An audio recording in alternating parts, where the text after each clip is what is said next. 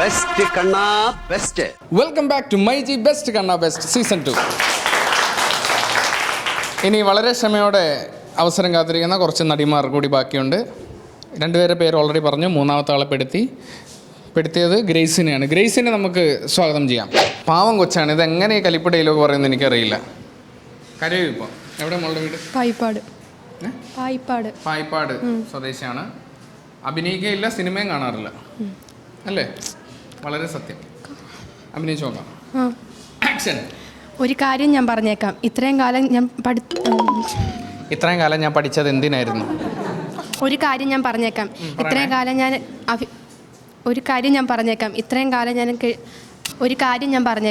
കാലം കഷ്ടപ്പെട്ട് പടുത്തുയർത്തി എൻ്റെ അഭിമാനത്തിൻ്റെ കെട്ടിടuറപ്പിന് ഏതാണ്ട് 110 നില പൊക്കം വരും.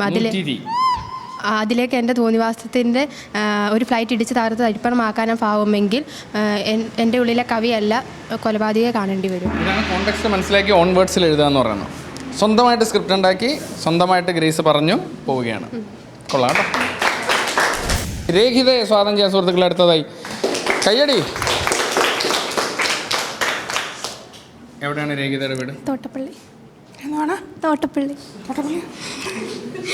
കാറ്റ് മാത്രമേ ഞാൻ കേൾക്കുന്നുള്ളൂ.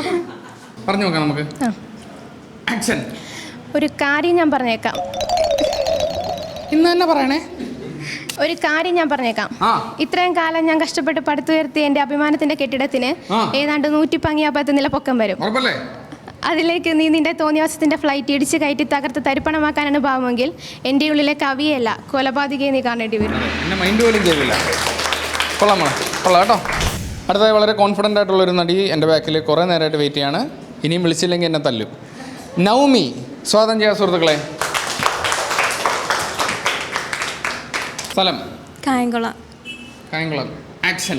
ഒരു കാര്യം ഞാൻ പറഞ്ഞേക്കാം. ഇത്രയും കാലം കഷ്ടപ്പെട്ട് പടുത്തുയർത്തിയ ഒരു കാര്യം ഞാൻ പറഞ്ഞേക്കാം. ഇത്രയും കാലം കഷ്ടപ്പെട്ട് പടുത്തുയർത്തിയ കഷ്ടപ്പെട്ട് കെട്ടിപ്പിടിച്ചല്ല, കെട്ടിപ്പടുത്തുയർത്തിയ ഒരു കാര്യം ഞാൻ പറഞ്ഞേക്കാം. ഇത്രയും കാലം കഷ്ടപ്പെട്ട് കെട്ടിപ്പടുത്തുയർത്തിയ ഏതാണ്ട് 110 പതിങ്ങിയ. ഇതൊന്നും നമ്മുടെ കയ്യിലല്ലല്ലോ ചേർത്തി, എല്ലാം ദൈവത്തിന്റെ കയ്യിലല്ലേ. ഒരു കാര്യം ഞാൻ പറഞ്ഞേക്കാം. ഇത്രയും കാലം കഷ്ടപ്പെട്ട് പടുത്തുയർത്തിയ എൻ്റെ കെട്ടിടത്തിന് ഏതാണ്ട് 110 പങ്ങിയ പൊക്കം വരും. അതിലേക്ക് നീ നിന്റെ തോന്നിയാസത്തിന് ഫ്ലൈറ്റ് ഇടിച്ചു കയറി ഇതാക്കാനാണ് ഭാവമെങ്കിൽ എൻ്റെ ഉള്ളിലെ കലാകാരനല്ല നീ കാണേണ്ടത്, കൊലപാതകയെ നീ കാണേണ്ടി വരും. എനിക്കൊന്നും കാണാൻ വയ്യ. കൈയടിച്ചോട്ടെ, നല്ലൊരു കൈയോട് നവമി. അടുത്തതായി നിരവധി വിദ്യാർത്ഥികൾക്ക് ശേഷം ഒരു അധ്യാപിക നമ്മുടെ മുന്നിലേക്ക് എത്തുകയാണ്. എന്താണ് അധ്യാപികയുടെ പേര്? ബീന മിസ്സിനെ ഞാൻ സ്വാഗതം ചെയ്യണം സുഹൃത്തുക്കളെ. എവിടെയാണ് ബീന മിസ്സിൻ്റെ സ്ഥലം?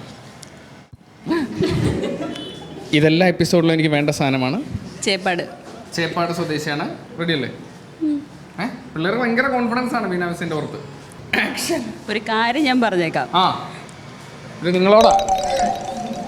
ഒരു കാര്യം ഞാൻ പറഞ്ഞേക്കാം. ഇത്രയും നാൾ ഞാൻ കഷ്ടപ്പെട്ട് പടുത്തുയർത്തിയ അഭിമാനത്തിൻ്റെ കെട്ടിടത്തിൽ ഏതാണ്ട് 10 നില പൊക്കം വരും. അവിടേക്ക് നിങ്ങൾ തോന്നിവാസത്തിൻ്റെ ഫ്ലൈറ്റ് ഇടിച്ച് കയറ്റാനാണ് ഭാവമെങ്കിൽ എന്നുള്ള കവിയല്ല കൊലപാതകയെ നിങ്ങൾ കാണും. നല്ലൊരു കേട്ട് കൊടുക്കാം ബീന മിസ്. അങ്ങനെ myG best Kanna best season 2ൻ്റെ കസ്തൂർബ പാരാമെഡിക്കൽ ആൻഡ് സ്കിൽ സെൻറ്ററിൽ നിന്നുമുള്ള കിടിലൻ അഭിനേതാക്കളുടെ പെർഫോമൻസുകൾ നമ്മൾ കണ്ടു കഴിഞ്ഞു. ഇനി ഇതിൽ നിന്നും ബെസ്റ്റ് എൻ്റർടൈനറെ തിരഞ്ഞെടുക്കാനുള്ള സമയം എത്തിയിരിക്കുകയാണ്. ഇവിടെ വന്ന് നമ്മളെ ചിരിപ്പിച്ച് രസിപ്പിച്ച ഒരു കലാകാരൻ റിനു. കൈയടിയോടൊരു സാധനം ചെയ്യാം സുഹൃത്തുക്കളെ. വാ. അളിയന് പോലും വിശ്വസിക്കാൻ പറ്റുന്നില്ല. റിനു എന്ന് പറഞ്ഞപ്പോൾ 2 വട്ടം തിരിഞ്ഞു നോക്കി. ഒരു റിനു അല്ലേ ഉള്ളൂ അല്ലേ? അപ്പോൾ റിനു ഇന്ന് സ്വന്തമാക്കാൻ പോകുന്നത് മൈജിയിൽ പോകാറുണ്ടോ? ഇല്ല, പോകാറില്ല. ഇനി പോകണം. ആലപ്പുഴയിലൊക്കെ ഉണ്ട് കേട്ടോ. 18 വർഷം കഴിഞ്ഞിട്ടുണ്ട്. എനർജറ്റിക് 18 ഇയേഴ്സ് കഴിഞ്ഞ മൈജി തരുന്ന ഒരു കിടിലൻ സമ്മാനം കയ്യടിയോടുകൂടി നമുക്ക് റിനുവിന് കൈമാറാം. അതോടുകൂടി myG best Kanna best season 2ൻ്റെ Kasturba paramedical and skill centre Haripad നിന്നുമുള്ള ഈ കിടിലൻ എപ്പിസോഡ് ഇവിടെ അവസാനിക്കുകയാണ്. കൂടുതൽ അഭിനേതാക്കളും പഞ്ച് ഡയലോഗ്സുമായിട്ട് മറ്റൊരു എപ്പിസോഡിൽ വീണ്ടും കാണാം. Until then you take care.